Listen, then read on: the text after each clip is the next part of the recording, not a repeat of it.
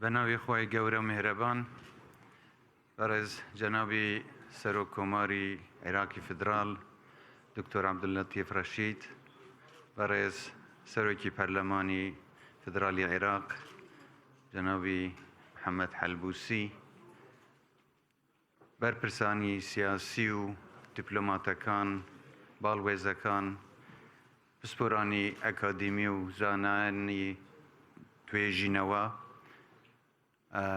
خوشک و برانی بەڕێز هەمووتان زۆر بەخێر بێن من زۆر خوشحاڵم کە ئەمڕۆ هەموو لێرە بەیەکەوەین لە دیداری ئاشتی و ئاسایشی ڕۆژهەڵاتی ناوەڕاست لە زانکۆی ئەمریکی کوردستان لە دهۆک هیوادارم کە ئەم جۆرە دیدارانە ببنە یارمەتیدەر بۆ باسکردنی پرسەهنۆکەیەکان لە عێراق و لە کوردستان و ناوچەکە و ئەنجامی ئەم جۆرە دیدارانە سوودیان لێوەربگرین بۆ ئەوەی ئێمە بتوانین زیاتر بیر لە چارەسەری ئەو کێشە و گرفتانەی کە لێرە و لە ناوچەکەدا هەن ئەم بیر و بووچوونانە بخەینە بەردەستی بەرپرسان و جێیسوود و بەهرە بن بۆ ئەوەی بتوانین کێشەکان هیچ نەبێ کەمیان بکەینەوە گەر نەتوانین هەمووشیان چارەسەر بکەین هیوادارم دیدارێکی سەرکەوتوو بێت و جارێکی تر بەخێرهاتنی هەر هەمووتان دەکەم و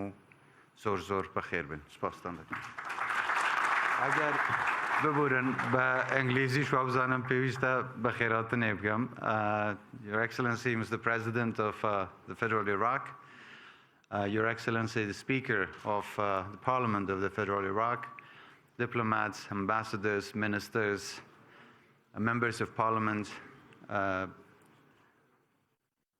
doctors, and dear guests from here inside Kurdistan and also outside from different parts of the world that you've come from different countries. I very warmly welcome you to this forum of MAPS, which is the Middle East Peace and Security.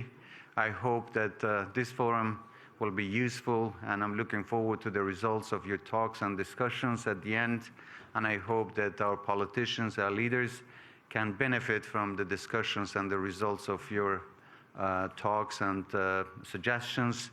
Once again, I welcome you all. Thank you.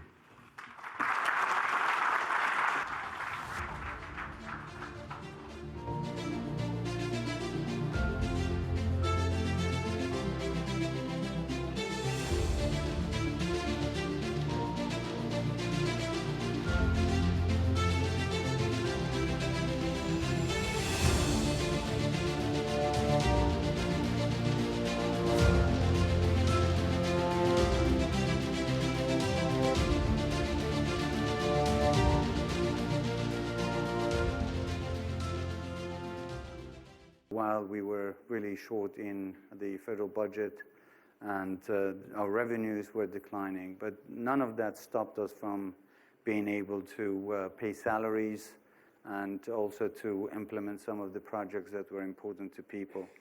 So yes, it was a challenging time, but it was also an opportunity for us to look at where we could do better and how we could be more aggressive in doing the reforms. And we'll come back to some of those reforms you have underway, and particularly the budgetary processes. And I would also like to talk about opportunities, particularly in gas, but I think we'll get to that in a moment. I want to ask another sort of difficult question, which I think we should put up front on the big global issues, and that's Iran. Just as I've been here since Monday, we've had attacks on the Kurdistan regional government and the area. What is your response, and what should be the response from here and then from other partners? Our policy is very clear. It's always been clear that we in the KRG, and for that matter in all of Iraq, we have been asking to have best relations with our neighbors and to have those relations based on mutual respect and of not interferences. Unfortunately, recently there have been a number of attacks on the KRG, and that's been a very clear violation of the Iraq's sovereignty and territorial integrity. We don't think that there is any reason for these sort of attacks. Even if there are issues need to be solved through dialogue and not by resorting to violence or taking actions and firing missiles. We understand that there are some different changes in the region. There are some unrests inside Iran, and none of that should be exported. We don't think that diverting attention from internal matters to somewhere outside will help solve any of the issues. So we call on Iran and all of our neighbors to respect the sovereignty of the country and to, instead of creating more tension, to look at how we can improve our relations and increase our cooperation in different levels. In the previous panel, we had the American ambassador to Iraq and the British ambassador to Iraq here. What are those two countries or other partners doing to help in this situation, to create deterrence? Well, all of our friends have been very clear in issuing statements condemning the attacks. And also they've been trying to help with the federal government also to have a united stand on defending the sovereignty of the country, and also to encourage all parties involved to engage in dialogue to solve problems rather than looking at other means. You've been Prime Minister now 3 years in Kurdistan, and I wonder how you differentiate between the short-term problems and the long-term problems. The long-term problems, they're big.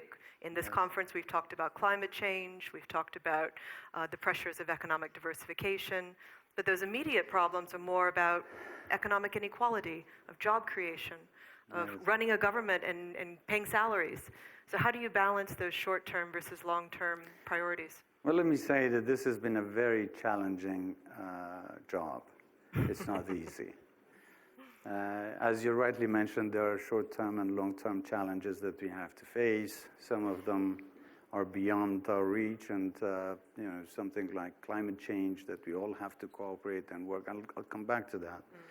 But the most immediate needs that we have is basically to provide services to our people, to do whatever we can to ease tension and also, all the problems that are happening inside the region, but also to look at how we can improve our situation. Like I mentioned earlier, that we have an ambitious, very ambitious agenda, and we want to do more for our people. I think it's very important that what we're doing to provide more services to people by digitalization, and so there are a number of things that we've done. These are the things that we have already started, and we have addressed some of the immediate challenges. But for the long term, there is much more. Now, I must give you maybe an answer that you may not expect, but quite frankly, I think the biggest immediate and long challenge for us is how people are looking at the issues, is the perception.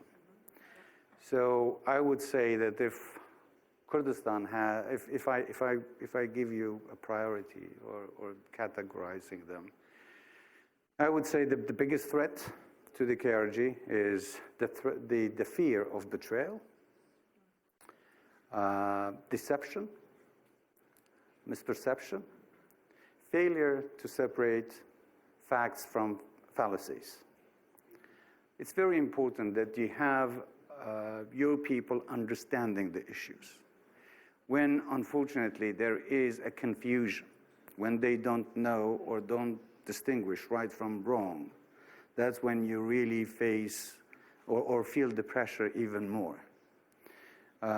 If Kurdistan is united, all of the people of Kurdistan are united on a united agenda, if they defend their rights, if they try to work together and eliminate external negative influences, I would say.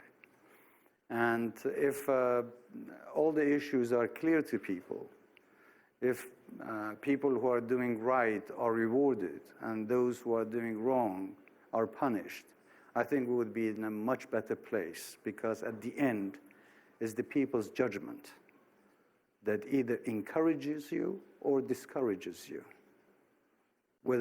in which direction you should go. So that's very important in my view, that we have to be closer to our people, to have a closer dialogue with our people, to engage them.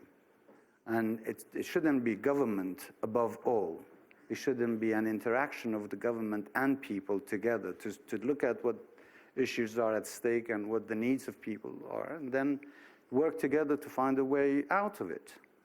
And on the other, let's say, long-term challenges like climate change, like I said, I mean, this is a very important challenge, maybe not enough talked about. Before we were talking about these challenges in the future, but now we live it. Yep. It's no longer in far distance. It's here. It's now.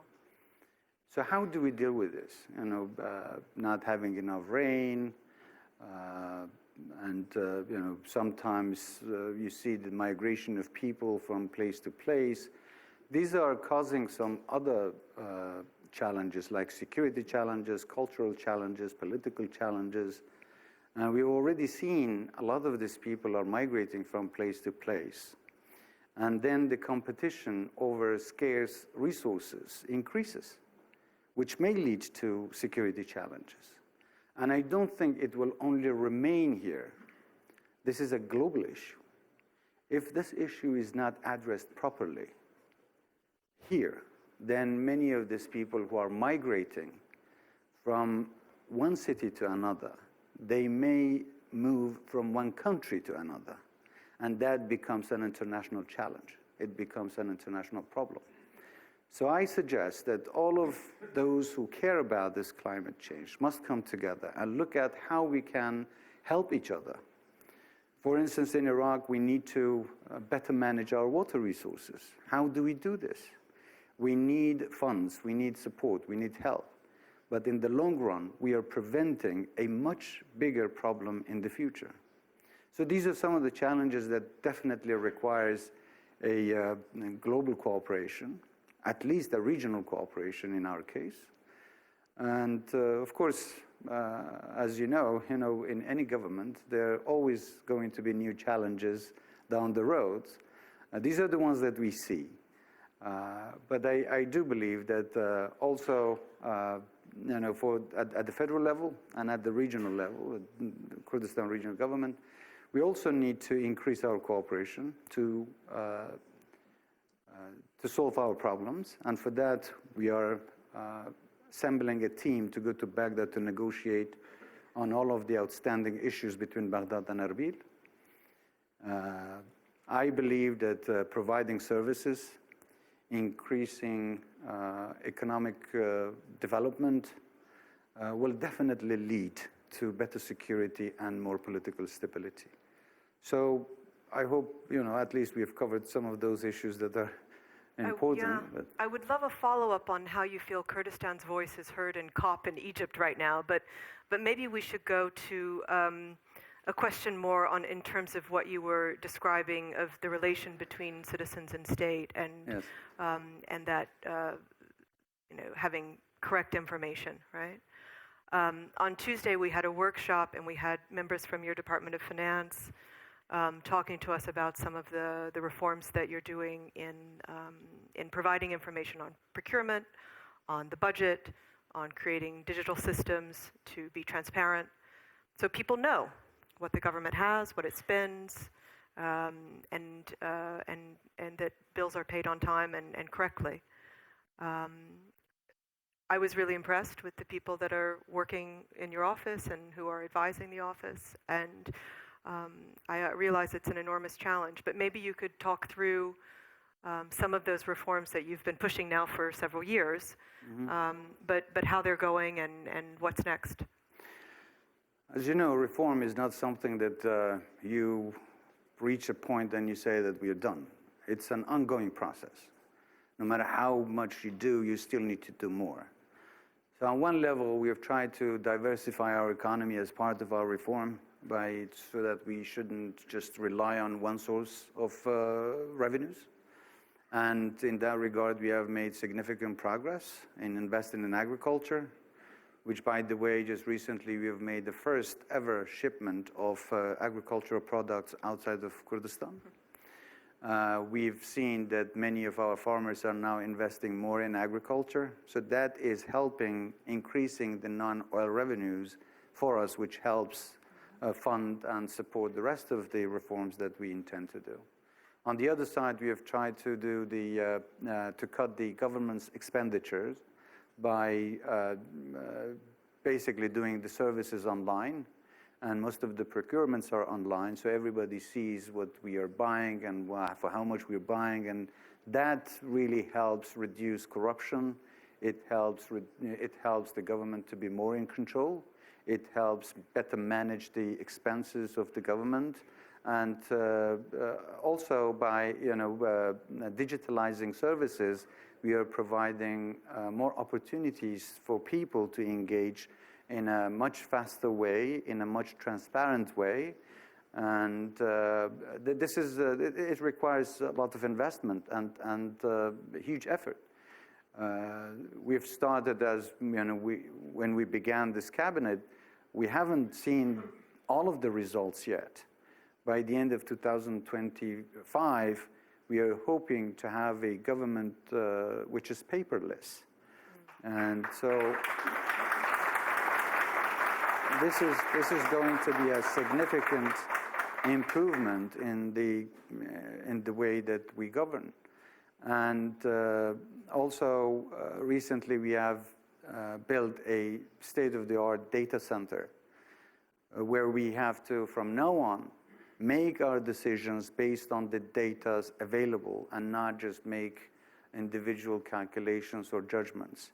This is all going to help. Of course, this is how we build the infrastructure for a better government in the future. We may not have all the results in, but I'm sure that in a very short time, you will see the positive, constructive impact of the reforms that we've started. And how do you deal with those who don't like that process? Well, as government, we have to be determined on doing what we believe is the best for people. At the end, the government is for the people, and it should be by the people. So we will do whatever we believe is in the interest of people, and I expect that our people are going to support us in stopping anyone who is creating obstacles and problems for us to better serve people. And when they see the results of more transparency? Of course, they will see it. Let's talk about threats to the Kurdistan region, but also to Iraq. We talked a little bit about the recent attacks directed from Iran, but what about other kinds of threats, whether it's violent extremism or other groups, or what is sort of on your list when you go to bed at night and think these are the things that worry me? Well, I worry about a lot of things. But yes, extremism, terrorism is a problem. We still have ISIS as a main problem. We still have, let's say, other extremist ideologies as a problem. We still have groups that are basically outlaws and do not respond or are not responsible or act responsibly. Of course, these are all challenges that we have to deal with day by day. There are solutions that have been suggested. For instance, to deal with ISIS, there are some immediate solutions, which is the cooperation of intel services and the military to go after any potential targets of terrorists. But at the same time, we have to increase our cooperation, especially between the federal government and the Kurdistan region, to look at the areas where these terrorists are maneuvering, especially in the disputed territories. And for that, we have agreed with Baghdad to have some joint forces to go and fill the gap in those areas, to deny terrorists access to those areas where they recruit and where they operate, and also pose a threat to both civilians and government institutions. But I would go beyond that. Fighting terrorism and extremism is not only about military and intel operations. It requires government's help on increasing and, let's say, providing better services to people. By experience, we've seen that extremism grows where there is poverty, where there is injustice, where there is a lack of services. So it's the government's responsibility to provide better services to people, to improve economic conditions, which basically leads to more political stability and better security. And of course, there are other challenges on the border. As you know, there are ongoing problems between our neighbors and some of their oppositions and some of the groups, unfortunately, who do not respect the rule of law and the KRG or the Iraqi government.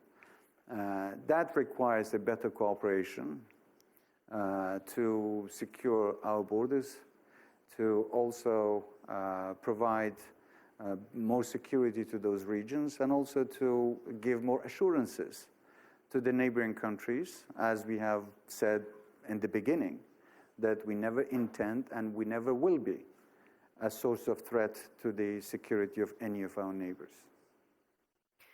I want to go back to the themes you just mentioned. I mean, the coordination with Baghdad on mutual threats, on sort of having a united front to those external sources, but also the kind of internal dynamic. On Tuesday, as part of our workshop, we had a delegation of young Iraqis from Baghdad and some from here in the Kurdistan region. And they talked about their perceptions of job creation, particularly in the energy sector, both in traditional oil and gas, but also in renewable energy. And it was interesting because, I think they were a little bit pessimistic on women's inclusion, but also very interested in the idea of the energy transition and what might happen here, good things that could happen here. So I wonder if you could just briefly talk a little bit about how your government and the federal government might find more areas of cooperation on either energy themes or job creation themes, particularly as it relates to young people. On the energy, of course, and we have the Constitution. And I know that earlier today there was a panel that talked about it. We have to implement the Constitution as it is. And responsibilities are very clear. Our rights are very clear. What we can do and what we are responsible, it's all stipulated in the Constitution. In general, I believe that Iraq and Kurdistan, for sure, shouldn't only rely on the oil and gas for a prosperous economy and a brighter future. That's why in the KRG, we have started to look at how we can diversify our economy by investing in other sectors like agriculture, industry, tourism, how to improve our education, our health centers. So that basically helps. But currently with the Iraqi government, of course, I mean, we've all seen the actions, I would say illegal actions that the federal government took against the KRG. Now, we expect this new government to halt all of those actions, and we have to work together to write a new hydrocarbon law, and that hydrocarbon law will be the basis for our cooperation. Iraq has much more to offer than to fight over. We don't need to fight over these resources because there is plenty. It's just about the management, how we are going to find a mechanism to better manage our resources, whether it's human resources or natural resources. But I am optimistic, and I have no reason to doubt that this new government will not come forward in helping writing a very good hydrocarbon law for the country. So I think that this is going to help in the energy sector, but we need to do much more than that. You're talking about creating jobs and youth. Here in the KRG, in my own office, I've designated a team that is working with incubators and startups and entrepreneurs, how to provide opportunities to them and help them. And there are some good organizations like 5-1 Lab, and there are many in the KRG. Some very talented young people have created their own jobs. And now we have a plan also to help these startups. People with good ideas will get the government help to create their own businesses and to basically create more jobs for the people. My idea is to help private sector ease the pressure from the government, to ease the load of the pressure from the government. People shouldn't only be looking at the government for employment. Of course, government will always need talented, good people to work for it. But that shouldn't be the only source of employment. And by encouraging private sectors, this is going to help. It will be a win-win situation, creating more jobs. It would be less costly for the government. It would be more revenues for the government, and it would be more opportunities for people. We are doing this. And just a few days ago, your innovation center, right? I announced the Kurdistan Innovation Institute. This is to attract scientists, talented people, whether inside or out, to come and present their ideas. The government is going to help, and this is the cooperation that is very much needed to bring private sector and public sector closer together, which at the end I think we can do a much better job and help our own people to be the masters of their own destiny, to create their own businesses, and to improve their own living standards. A lot of my research is on economic diversification in the GCC states, and one thing that we often think about in that context is this window of time. Oil prices are high right now, gas prices are very high, but we know it won't be forever. And so the imperative for these innovation centers, for creating new sectors, is obviously very important. But I wonder if you might speak a little bit to this window for gas, which I think is very important for Kurdistan. And you know, what are the options? You need a new kind of federal law, but pipelines, perhaps export to Europe. Europe is looking very favorably towards the region now. Yes. Well, it looks like energy and gas has become a major issue for Europe and the world. Last time I spoke about this, there was a lot of tension and a lot of accusations, and unfortunately a lot of actions taken against us. So I must be very clear. Yes, there are resources here that we need to utilize, and the aim is to help our people, before anybody else. So how do we do this? Obviously, we need gas for electricity. We need gas for our own needs, for local consumption. So by increasing gas production, we have to look at basically fulfilling the needs of Kurdistan. And then look at the markets. Of course, the rest of Iraq is also a market. And how we can increase that cooperation, I hope that within the next hydrocarbon law, we can look at these areas of cooperation, how we can best utilize the resources that are available in different parts of the country.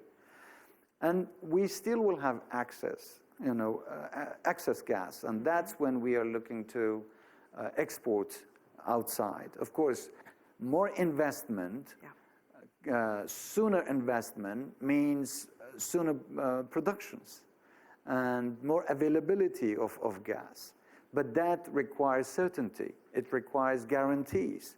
So the first step is for the federal government and for the international community to help, let's say, clear the way and lift all these sanctions and pressures so that investors can come willingly invest in this resource, which eventually is going to help people of Kurdistan, of Iraq, and also Europe. So this is it. It's just as simple as that. It has to be now. It has to be now so that we don't waste a lot of time. I agree. Let's see, what else should we talk about? I think you talked a little bit about kind of new relations with the Sudani government. Maybe a little bit more on regional politics and relations in Syria, different kind of communities in Syria. What is kind of the best path forward there? Quite frankly, I don't know if there are any guarantees for, let's say if we are talking about northeastern part, the Kurdistan part of Syria. There are no guarantees about the future. Even the coalition forces or the friends of the Kurds that are operating now, I haven't seen any sort of political agreement about their status in the future, what will happen. I don't see a very positive move from the government in Damascus to accept and admit, to incorporate that part of the country by preserving the rights and giving the rights, and find a way that is workable for both sides. And then, of course, we also see that there is a lot of tension with Turkey. And last point, which I think is the worst part, is the intervention and influencing the decisions of the administration in that area by some external factors. So it's really up to the people in the region to make up their mind and to be the masters of their own destiny and to be independent in making decisions which are really in their best interest. Now, there is some divisions. They have to come together. They have to basically cut off all these negative influences that are coming from outside and look at how they can closely cooperate and work together to secure a better future for them.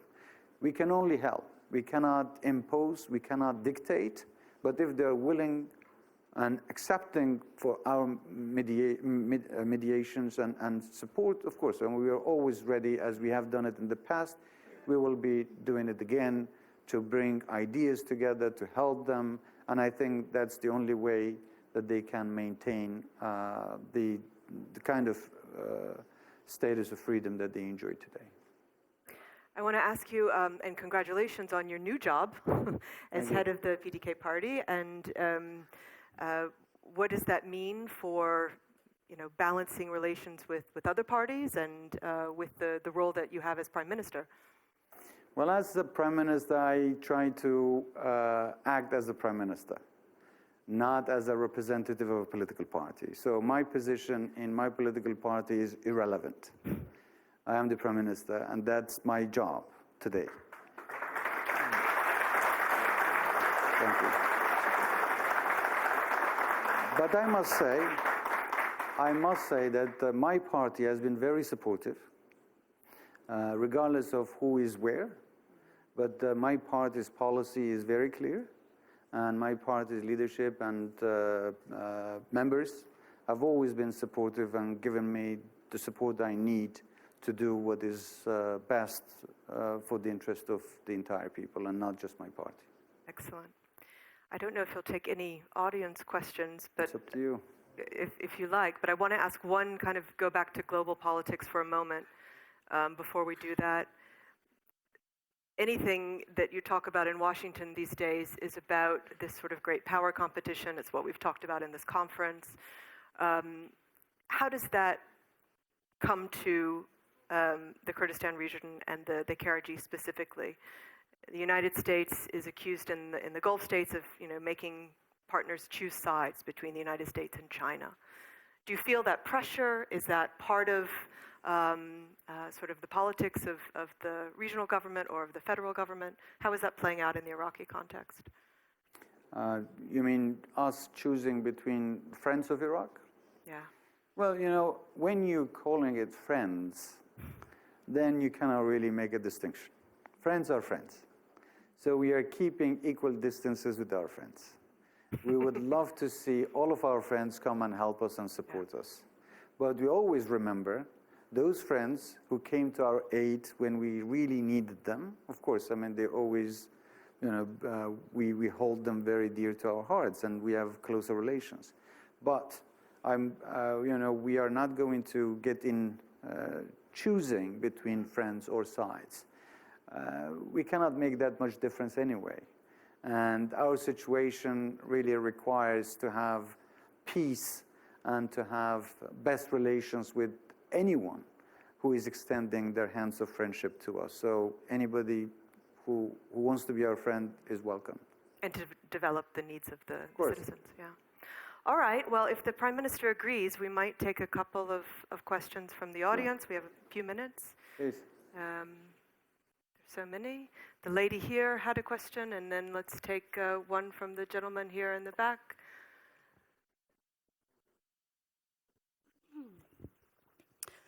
ئێوارە باش جەنابی سەرۆک وەزیران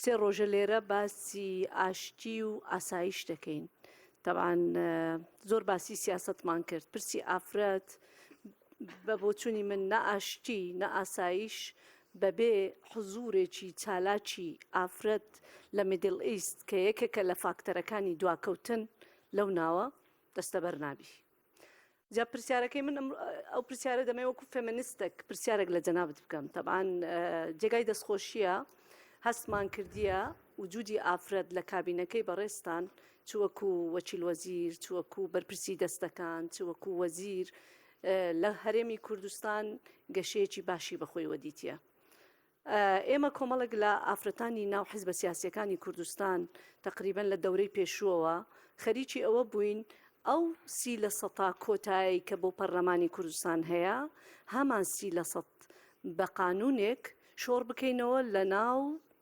مؤسساتی حکومیش بیتەسپێنین بۆ ئەوەی ڕێژەکە زیاد بکەین جا طبعاً ئەگەر 30% زیاتر باشتریش جا پرسیارەکەی من لە جەنابت ئەوەیە ئێوە پێتان وایە ئەمە ضرورە و پێویستە لە کابینەکانی داهات و جەنابتان دەست پێش خەربن لە ئێستاوە ئەوە بەڕێزان لە پەرلەمانی کوردستان لێرەن بۆی ئەم پرۆژەیە وەکو قانون ئیقرار بکرێ و دوایی ئێوە تەبەنی بکەن و مەش دەبێتە دەستکەوتێکی زۆر گەورە بۆ بەڕێستان سپاسەوە پرسیاری منە هیوادارم بە کوردی وەڵامەکەت دەمەوە بە کەیفی خۆت So women's economic inclusion and government inclusion, great question. Okay, Yeah. I'll answer in Kurdish. Okay, I'll be ready. پێش هەموو شتێک من زۆر سپاسی جەنابەت دەکەم بێگومان جەنابەت یەکێکی لە سەرکردە ئافرەتەکان کە لێرە لەگەڵ چەندین سەرکردەی تری ئافرەت حزورتان هەیە ئەمە خۆی نیشاندەری ئەوەیە کە ڕێزی ئافرەت لە ئێمە چەندە و پێگەیان پارێزراوە و هیوادارم نمونەشتان زۆرتر بێت کۆمەڵگەی ئێمە تەنیا 30% ئافرەت نییە تەنیا 15% ئافرەت نییە بەپێی ڕێژەی کۆمەڵگە پێویستە ئافرەت بەشدار بێت لە هەموو کارەکان لە حکومەت بێ لە دەستهەڵات بێ لە ئیشوکار بێ لە هەموو شوێنەکان پێویستە ئافرەت بەشدار بەڵام کێشەکە ئەوەیە پێشتر کە ڕێگە بە ئافرەت نەدراوە ئێمە کۆتامان دابەزاند بۆ ئەوەی هیچ نەبێ ئەو جیاوازیە یان پیاو سالاریەی کە بەردەوام بووە کە هەبووە بەردەوام نەبێت بەو شێوەیە ئافرەت بتوانێت پێگەی خۆ و جێگەی خۆی بمێنێتەوە و بێتە پێشەوە بەڵام ئەمە تاکەی کۆتا بۆ تا ئەو کاتە باشە تاکو یەکسانی جەندەری لە کۆمەڵگەیەک بگاتە ئاستی پێگەیشتن ئەو کاتە پێویستی بە کۆتا ناکە ئەو وەختە لەوانەیە ئافرەت نەک 30% لەوانەیە 70% دەستهەڵات و لە هەموو شوێنەکانیش ئافرەت بێ من لەگەڵ ئەوەم کە توانایی ئینسان پێگەکەی دیار بکە پۆزیشنەکەی دیار بکە اینجا ئەگەر ئافرەتی زۆر زۆر بەتوانەمان هەبێ بە ئافرەت زیاتر لە پیا و دەستهەڵات شوێر بێ Right. We'll take a gentleman here on the right side, and I don't. How much time will you give us? I don't know. It's up to you. Okay, I'm your guest. We'll be here a long time then. I meant over there, but that's okay. You go ahead. That's okay. Okay, my name is Vladimir Vilgberg for Kurdistan 24. My question is, what's the guarantee for implementing the agreement signed by the political parties to form a new government? What would be the KRG stance if the deal is not honored again by Baghdad like in the past? And also another question I have about the environment. We see still a lot of littering, but there are not many policies to prevent it. So like Kurdistan, nature is destroyed by the littering. Do you have any plans to, for instance, implement policies so that water, for instance, is not spilled, that like there's punishments for littering in Kurdistan? Thank you. Yes, thank you. Of course, and we have an agreement with this government. I don't think it would be wise to now be suspicious of the intention of the government. So let's give it time. Let's not be doubtful. Let's see how things go, and then maybe we can answer your question if we don't see any improvement. But for now, I don't think it's wise to say anything. We have to really be confident that this relationship will improve and that the federal government will comply and honor the agreement that they have with us. On the issue of environment, there are some areas in Kurdistan that have been preserved. And of course, yes, we are doing everything we possibly can to support the environment. But this is not going to happen only by having police or special groups looking at how to maintain the environment or to keep the environment clean. It has to start from education. It has to start from the elementary schools. And people need to look at this as a culture of respecting the environment and keeping it clean. So if we can do it, I hope that our children can. Good answer. We'll take this one here. Yep, excellent. Okay. Thank you, Mr. Prime Minister. Okay. Thank you, Mr. Prime Minister Yervan Said from University of Kurdistan. I do care about the issue of inequality, especially economic equality. How do you address the issue of economic inequality in the Kurdistan region? If you live in Golden Triangle, you have water, you have electricity 24 hours. But if you drive outside just, 3 minutes away from there, people are suffering from lack of water. And also, I pay only 11 cents per kilowatt of electricity in Washington, D.C. area. Here, I pay 31 cents. Economically, it doesn't make any sense. Do you have any program, any policy to address these issues? Thank you. Of quality of what? Just economic inequality, service inequality. Yes. Inequality. Yes. Well, it would be very difficult to say that everybody will be equal. People are not equal in their talent.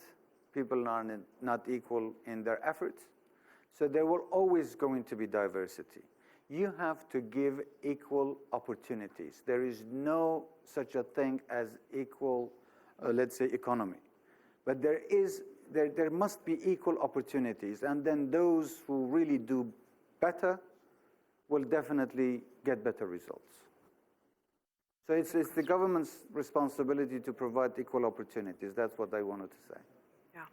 Let's take the lady here in the back, and then maybe one more. Yeah? Okay.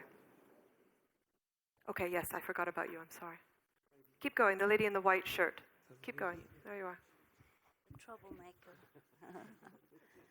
Amrin Zaman, I'll monitor. Russia is a very big investor in the energy sector in this country and also in Iraqi Kurdistan. Given the situation in Ukraine, all the sanctions that have been imposed on Russia, are you concerned going forward that this large Russian presence can become something of a problem for you?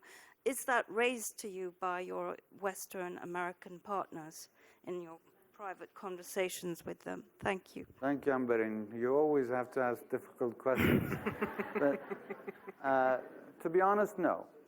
Because we have complied with the sanction regimes, and we don't think that there has been any violation of these sanctions in Kurdistan by the Russian investments. So we are doing everything according to what everybody else is doing. But we don't see any problem. All right, last one. Gentleman here was very patient, down towards the front, third row from the front. Yeah.